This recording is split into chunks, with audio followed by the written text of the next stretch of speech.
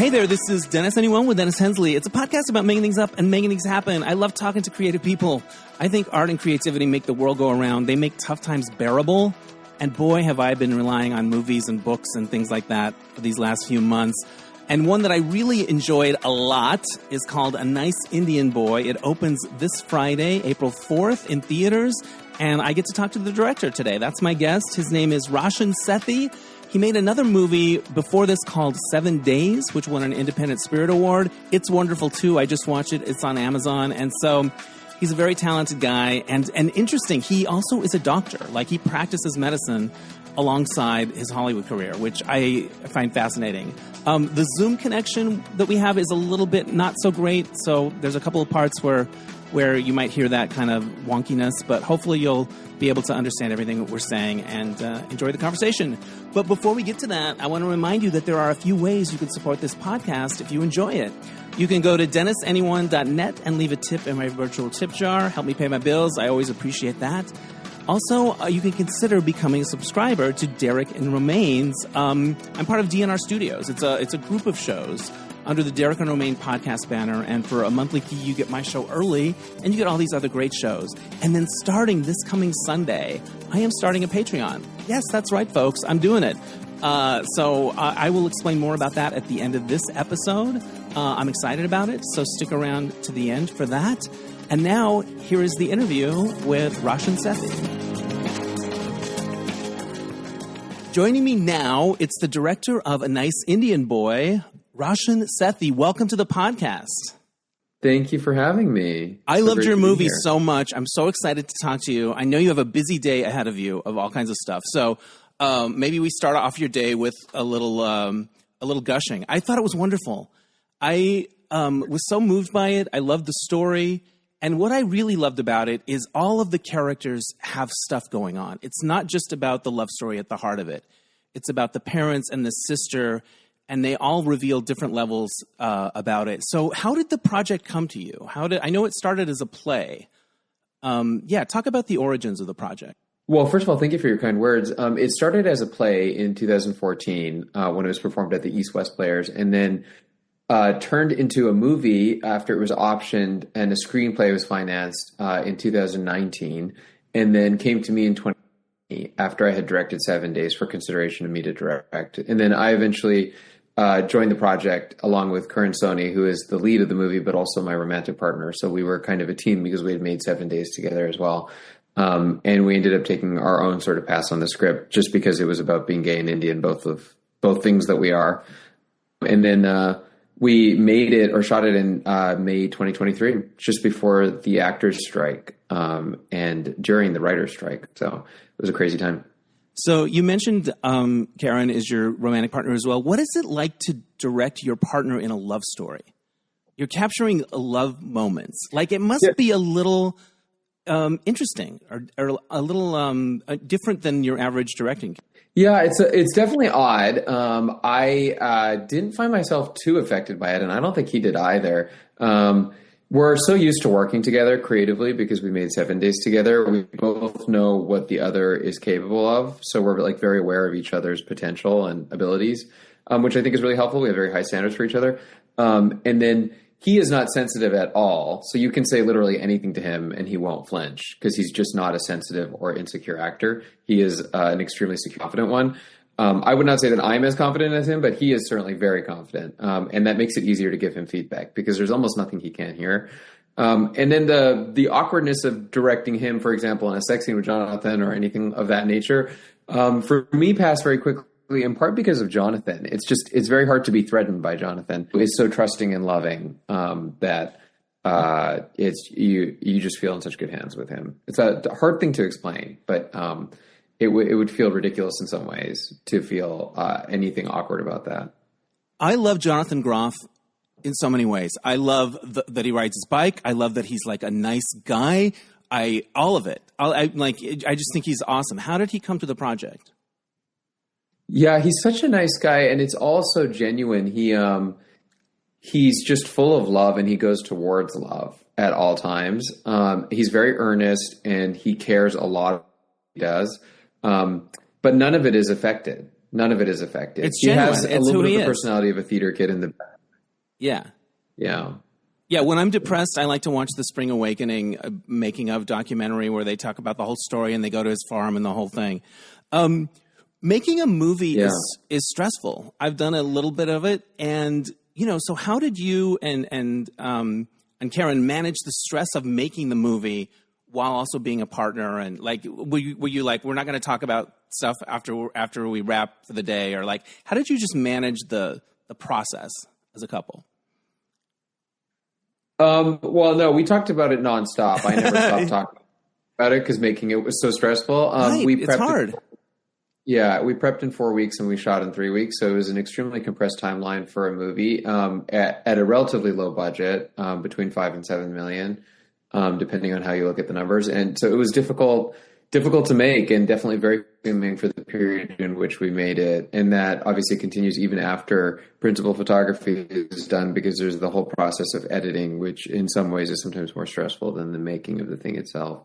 So, but we did it at every step together. And Karan's instincts are much more around comedy and mine are much more around emotion and drama, which is really helpful because the movie obviously has two kind of disparate tones. So I have never felt confident that something is funny unless Karan feels it's funny. So every joke in the movie, I asked him, "Is it funny?" Because he has such good taste and instincts for that stuff. And I'm not always as confident in mine. Well, you guys make such a great team because he is so good. He's so funny. I went back and watched 7 Days, and it's just wonderful. It's got all these surprises in it. The acting is great. You made that with the Duplass brothers, is that right? They were involved? Correct, yeah. And Mark Duplass is Karan's mentor and has since they made Safety Not Guaranteed, which was Karan's first movie, or not really his first movie, but his first real movie, I guess you could say, in 2011 or 12 or whenever that movie was made. So Mark has taken care of him since then, and once we wrote the script for 7 Days, was a big part of helping us make the movie, along with another producer, Liz Cardenas. So, but what Karan does is sometimes I think underestimated because he's improvising fully 20 to 30% of his lines. The funniest lines of his in the movie, sometimes the funniest lines of other characters, are all things that he made up in the moment. A lot of what he's saying on the first date, for example, when he's describing the hospital in a boring way, but that he doesn't see as boring, that's all invented in the moment. The text that he sends to various men in the beginning when he's doing They're voice so text, funny. Those are all completely improvised in the moment. Wow. That's remarkable. Mark Duplass is another hero of mine. Much brighter is he. Mark taught us something very crucial, which is Mark's whole thing is don't wait. Make stuff. Just make it. I got to see him at Vidiot's. He goes there a lot.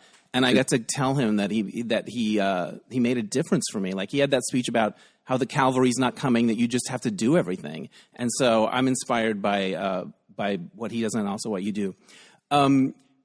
One of the themes around the gayness in the movie isn't about being out or not being out. It's about playing big or playing small. And I thought that was such an interesting theme. And I think that's kind of where we are now. And I related to it a lot. Can you talk a bit about that and why it was important to you to explore that and that theme in the movie? That really comes from the play and then later the screenplay as well. The idea that it's not about coming out of the closet, but it's about negotiating life after coming out. And it, I think, makes clear that there is no such thing as a landmark in your life where you're out and before it you weren't, because you're continually coming out and you're continually deciding how much of yourself to disclose and how much not to. I think it also explored in a really sweet and positive way the writing. I mean, the idea that love occurs in the context of your family, not individually and alone, which is the American way.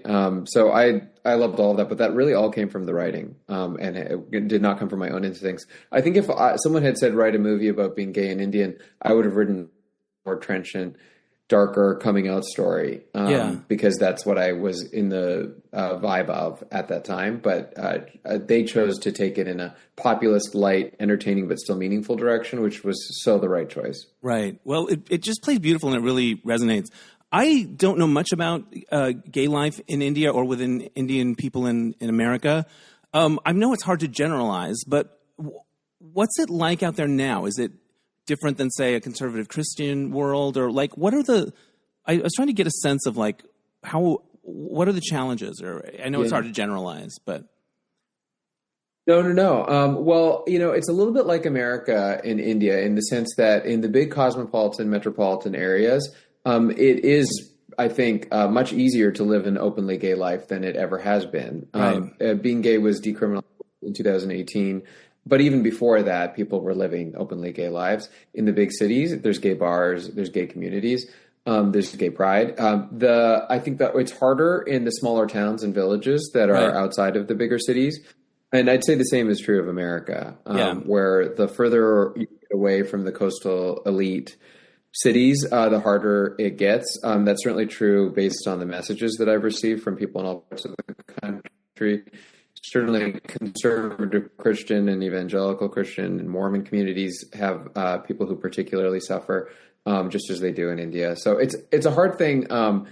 It's a hard thing throughout history, but it's funny that it is so not funny, but it is kind of crazy that it's so politicized, given that it has existed literally forever. There have been gay people since time, and whenever we leave this planet and our species ends, there will be gay people at that time too. So we're all politically litigating something that is completely enduring. Yeah. It's the same thing with abortion, which is also very controversial, also more commonly accepted in bigger cities and in smaller cities and towns and villages, and yet abortion has existed since the beginning of time and will also exist until the end of time. So we're litigating the things that are the most unchangeable. Right. They're not going to go away. I don't know what we're pretending about. When did you fall in love with film? I don't know exactly, because I wasn't allowed to watch movies and TV shows when I was growing up. I mostly read books, and that's what I fell in love with, was books and writing. And I came into Hollywood as a writer, not as a director. So it wasn't that I came into Hollywood because of like a vast affection for cinema. Right. I was mainly looking to write professionally, and through a series of accidents ended up in Hollywood.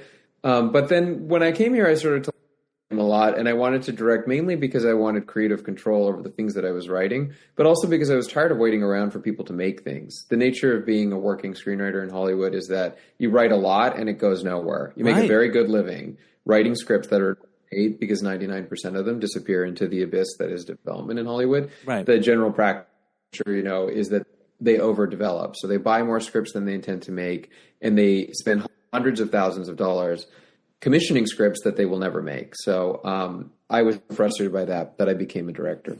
And that led to that. Bollywood figures in the movie. Are you a fan of that? Were you, it sounds like you didn't watch a lot of films growing up, but are you a fan of Bollywood?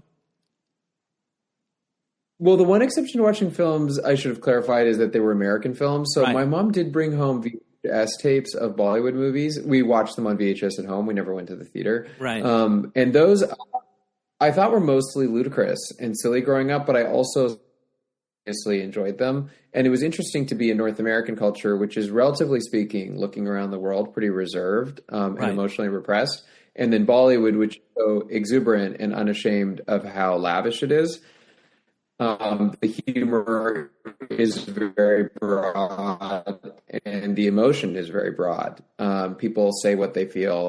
So I kind of benefited in a strange way from being around that, because it's a very particular vision of love, Bollywood. And it's a strange and interesting thing that every movie that comes out of India is a love story. Yeah. In a country where most people had arranged marriages until relatively recently. Isn't that interesting, the dichotomy of that? There's a moment early in the movie where Jonathan Groff's character, Jay, says, I think, they're talking about Bollywood, and he says, I think people are embarrassed by the bigness of love.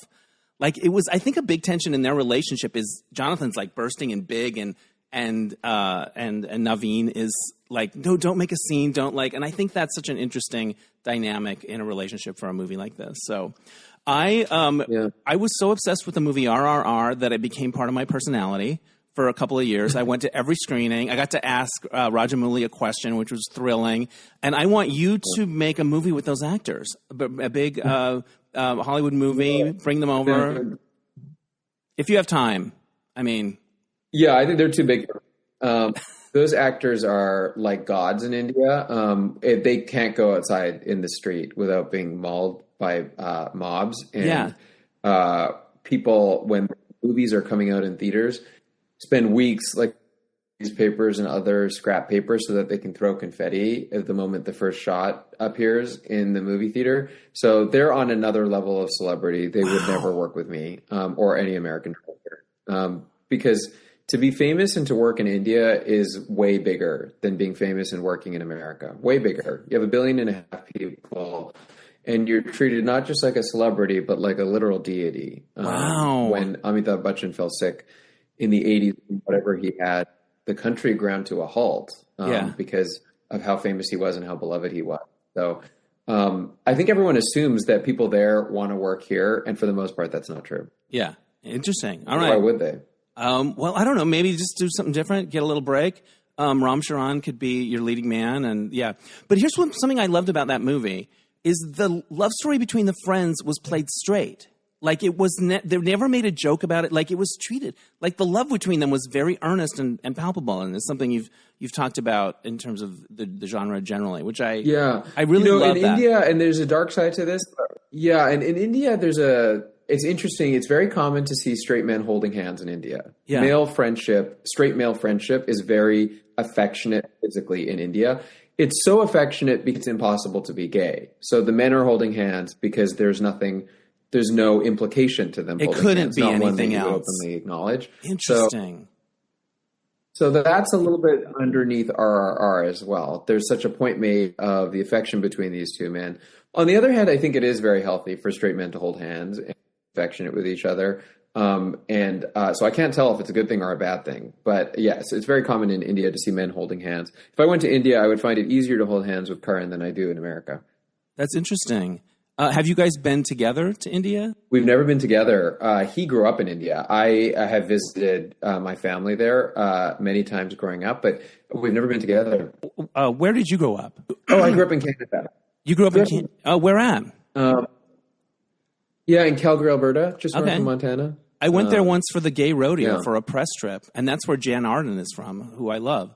I'm sorry, Canada, for America. I just want to say that on the record. I'm really sorry about that. Yeah.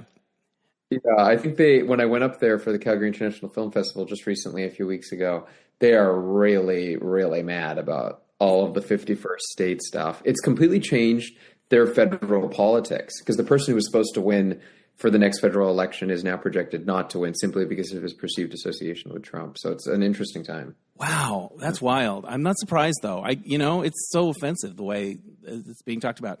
The supporting cast, the parents and the sister, they're all wonderful and they all have their own moments. There's a shot near the end that you do that's kind of like a around the table shot. And we've gotten to know everyone and what they're dealing with. And it's just so wonderful because you're anticipating the next person who you've kind of fallen in love with. I guess talk about the fact that this is a story about a whole family and not just this couple at the center. Yeah, the idea was in the beginning when you first introduced the family having dinner, it's the exact same shot, a lazy Susan panning around the table, and then it recurs at the end after they've been through everything that they've been through. Yeah. And then at the very, very end of the movie, in the last frame, the family is physically surrounding Jonathan and Karan and dancing around them. Yeah. All of that, those three circles that I've just described, all meant to describe when family, that feeling that you're all holding hands together around each other is, to me, a very powerful one because that's the best part of it. There's obviously many, sometimes bad parts of it, but the best parts is that feeling at the end that their love is being held, like physically embraced by their family. Yeah, it's beautiful. The mom, the name escapes me. I forgot to write it down. Is a big stand-up person. I went and researched, and I was like, oh, it makes sense, because sometimes the funniest people are the people that can also break your heart, you know? Remind me of her name. Garg. Talk about casting her. Yeah. She's a big stand-up in America and has a very devoted following on Instagram. And she's having quite a moment. She has a book that's coming out later this month from Random House, and then she just filmed a CBS pilot that's all about her. So she is very famous, but we asked her to consider acting before any of that had happened. Not the book, but the CBS pilot. Right. And she hadn't acted before, but she was very open to it and she's very, very intelligent and picks things up very quickly, assimilates knowledge and experience very quickly. So she learned how to act in a few days and then acted. But I just thought she was funny. And I found in general in comedies that people don't actually laugh at dialogue the way we think that they do. They'll sometimes smile at dialogue, but they'll rarely laugh at it. What they laugh at is people. They're just laughing because that's a little bit more true, I think, in a movie when we're so close to people than in a play. Right. So it's more about funny people than funny lines, and you can't make someone funny. Why I think a lot of dramatic actors struggle with comedy is because you can't change the essence of who they are. But Kristen Wiig could say it and you'll laugh. You'll laugh. You'll not just smile, but you'll laugh out loud just because she is a funny person. No matter what she does. It's a thing that people have. There's a scene with the father near the end of the movie that brought me to tears. It really made me cry. Jonathan's character is an artist, and he just goes to look at the art, like on his own. And it's all silent, but it's just him, I don't know, opening up his world a little bit. There's something about that scene it wrecked me. I thought it so beautiful. Yeah. Karan wrote that scene, and I thought it was such a beautiful, simple, which is not a comedy scene. No. But simple, dramatic and scene. It's not really about the plot of the character, of the couple. Like, it's its own little thing, and I found it so moving. Yeah. I have dad stuff, by the way. Maybe I Yeah, it's really well acted. Yeah. Yeah, no, that stuff seems to touch everybody because I think it's not even so much about mom or dad as it is about feeling understood and feeling like accepted by your parents is such a universal thing. Right. There's not a single person alive who hasn't experienced some version of consternation about that. Right, that we're not the kid that they wanted. That they wanted us to be something else, and we're not that. Yeah, and the idea that they're going to get on board with who we are, I think, is very moving. Yeah. Yeah, because I think it happens every time, maybe every single time, that they have some sense of who we are, or who we should be.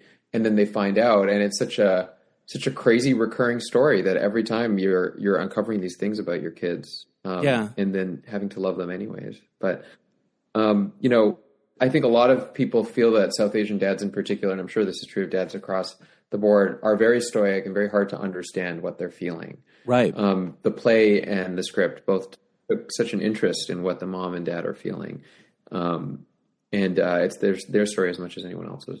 Yeah, I love that. What does your family think of what you're doing, of your life in LA, making movies, being in a relationship? Like, are they on board with everything? My mom, yeah, they're very supportive now. I mean, it wasn't always easy, I think, in the beginning, especially with doing medicine, with leaving medicine to do medicine part-time in order to continue to do Hollywood. Right. I think gave my mom some stress. Understandably, it's not the most secure path, but she is very loving and supportive of everything I do in Hollywood. The way it works now is that for 9 weeks of the year, I cover consults at Brigham Dana Farber in Boston, and then the rest of the year, I'm in LA. Wow! So that's how you work it. Yeah. So I'm still in medicine, but I don't have any financial reason to do medicine at this point. So I'm doing it simply for the fact that it is now like fully baked into my identity. I'm a doctor, and it keeps me rooted in the real world. Was that part of the story always there for the character, or is that something that you guys incorporated your background into the script? I added it. I think medicine is an interesting profession because it closets you in a sense, because you can't really disclose your personality. And when you put on the white coat, you become sort of nobody. You become a neutral object. And that was obviously so thematic for an actor like Naveen, who is not spending a lot of time disclosing his true personality to people. Right. And also, I think we just assume doctors are good, that they're good, they're goodness, and they help people. Yeah. And so he has no more growing to do. He's a doctor. I'm covered. Right. And I think it works great. And those scenes where he talks about that, I thought it really worked and it felt authentic. I didn't realize that was your background as well. What kind of medicine do you practice? What kind of doctor are you? I do radiation oncology, so I don't give chemotherapy. I do radiation, and I cover consults from the inpatient service. So it tends to be emergencies that occur near the end of life.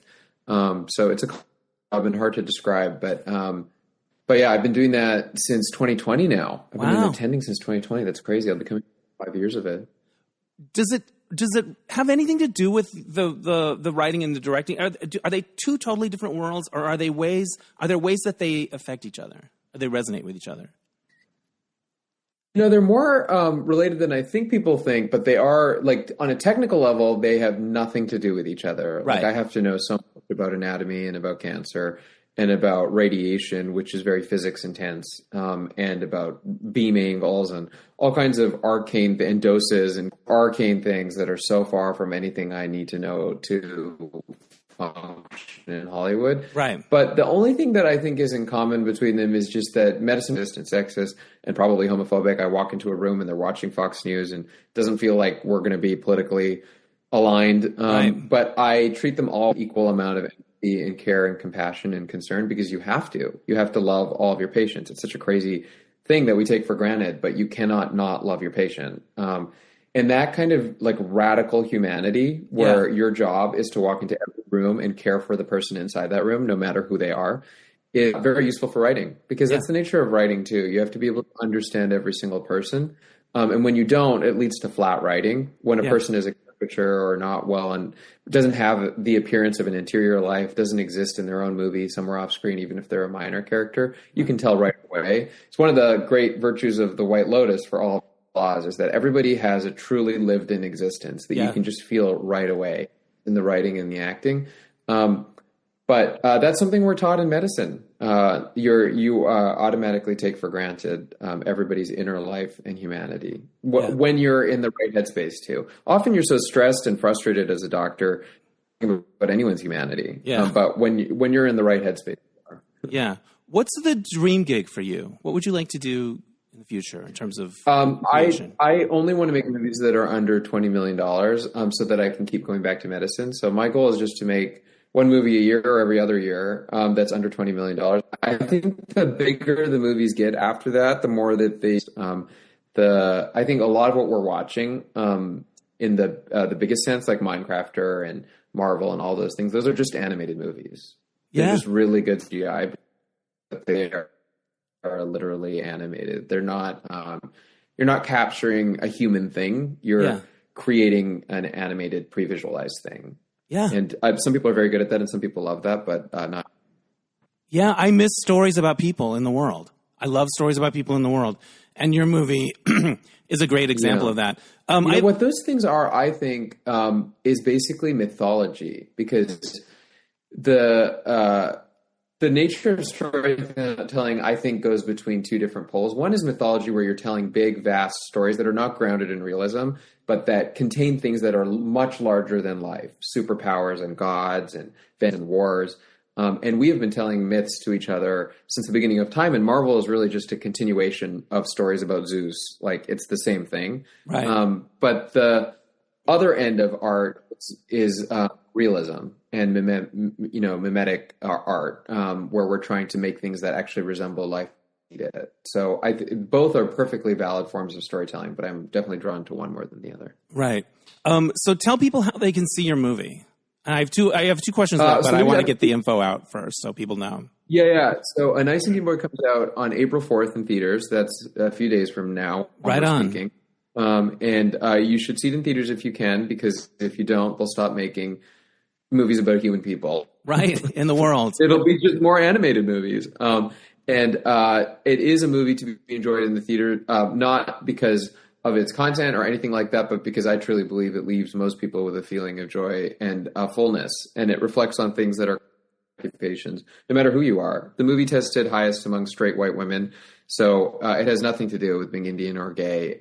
It just has to do with wanting movies that reflect life as we lead it. But I would take your family and your friends and go see it on April 4th. I love that it tested highest with straight white women. The 3 actors friend women on White Lotus would love this movie. They would cry on the airplane on the way home if they don't die. Exactly. Even the Trump one. Even the Trumpy one. Like that phase, that scene, I watched that scene over and over again. All right, here are my 2 final thoughts. One is silly, one is a little more serious. The silly one is if somebody in LA wanted to meet, say, a nice Indian boy, where would they go? Like, hypothetically, if I knew somebody that was interested in meeting a nice Indian boy, where would they go?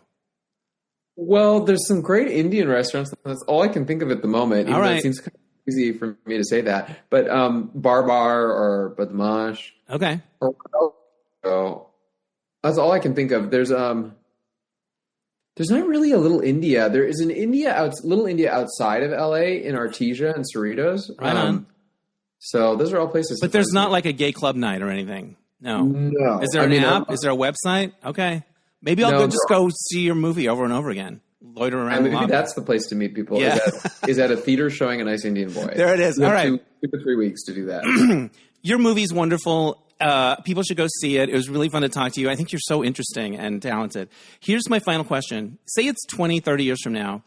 What's a memory of making this movie or this whole journey with this movie that you'll always remember? That like, oh, for years and years, you'll never be able to forget one of these moments. Yeah, I think just filming that final gay Indian wedding with Karan, my real life. And we're going to get married next year, but in a courthouse, not in any fancy or specific way. And I think just doing that together, I'll always remember. He's been encouraging me too through all the stress of making this movie and doing the PR and hoping that enough people are aware of it and feeling like people will either come or not come to like enjoy the experience of releasing it as well, which is a hard thing for me to do because brutally hardworking doctor. Yeah. But that's the other thing I'm trying to hold on to is the feeling of talking to audiences after they see the movie, where there's generally quite a palpable feeling of love, and not even love for the movie, like a reminder of love. Yeah. That's a very sweet thing I'm trying to hold on to. I think that's great advice. Enjoy every moment. You made this thing and it's connecting, and that's beautiful. And so enjoy it. It was a pleasure talking to you. I hope to see more things that you make, and have a great rest of your day. Yeah, thank you for watching it and for having me on. It's a great talking to you. I love it. All right, thanks. Okay, bye. Thanks again to Roshan Sethi. Go see his wonderful movie, A Nice Indian Boy. We need to support movies like this in theaters so we can get more of them. All right, so this happened. Okay, guys. So I was online on one of the social media apps, and I saw this link for the best 100 gay podcasts. Like somebody had ranked these podcasts, gay podcasts. And it turns out it was a organization called Millions of Podcasts that I've never heard before. And I'm like, do I click on this link? Because if I'm not on there, it's going to be kind of a bummer. I mean, things like that don't matter, but they kind of do. If you've been doing something for a long time and you feel like, okay. So I'm like, I click on this link and I'm scanning down and there's like big names or people that I know or whatever. You guys, I made the list. You know, so there it is. I'm number 30. And I don't know who these people are or what kind of an organization it is, but I support them and I'm grateful. And so I was relieved that I made the list at number 30. And as long as we've got momentum going on this podcast, that I made this big list, I am going to start a Patreon because I need to make more money, people, basically. I told you my whole tax story a couple weeks ago. So, yeah, and also I started one before early on in this podcast, but I never really knew what to put on it. And I was always, if something was really good, I wanted it to be on the main feed. I just didn't have my head around it well. But now I've got a vision for it. And what that vision is, I'm going to do a lot more of So This Happened on the Patreon. I might tease it on the main podcast, but for the longer stories about different screenings I go to or people I meet or just funny things that happen or interesting things that happen, I'm going to do that on the Patreon. I'm also going to bring back the observation deck more in some of my interviews and get some of those fun questions that we used to do when we would do them in person and bring that to the Patreon. I want to have a hot pick every week of something I've seen and rave about, just like a movie or a book or something, like a hot tip of pick of the week. I also am in the works. I'm trying to get a class going at the Gay and Lesbian Center about the science of happiness, and I want to moderate it. I'm developing it. It's months away, but I think it may happen, and I want to maybe workshop some of these ideas on this podcast. So there's going to be different things every week. It's going to come out on Sundays, and the first one will drop after this episode. After you hear this episode, it'll be the Sunday after that. So you can go to patreon.com and search for Dennis Anyone, and hopefully it will come up.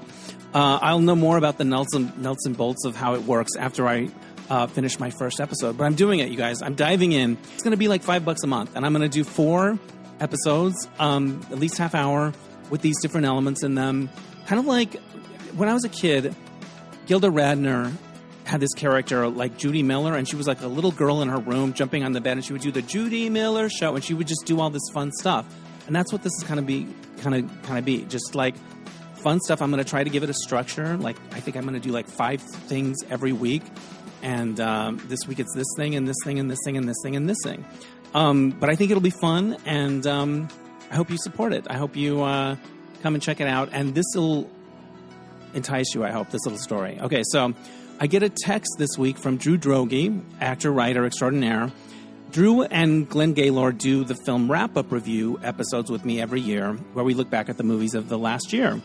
And this year, I told a story about going to see a certain movie and becoming enchanted with a certain actor, so much so that I Google imaged him and put him on my dream board, this actor. And so a friend of Drew's named Ash happens to know the actor in question and sent him a link to the podcast and the part where I talk about putting him on my dream board.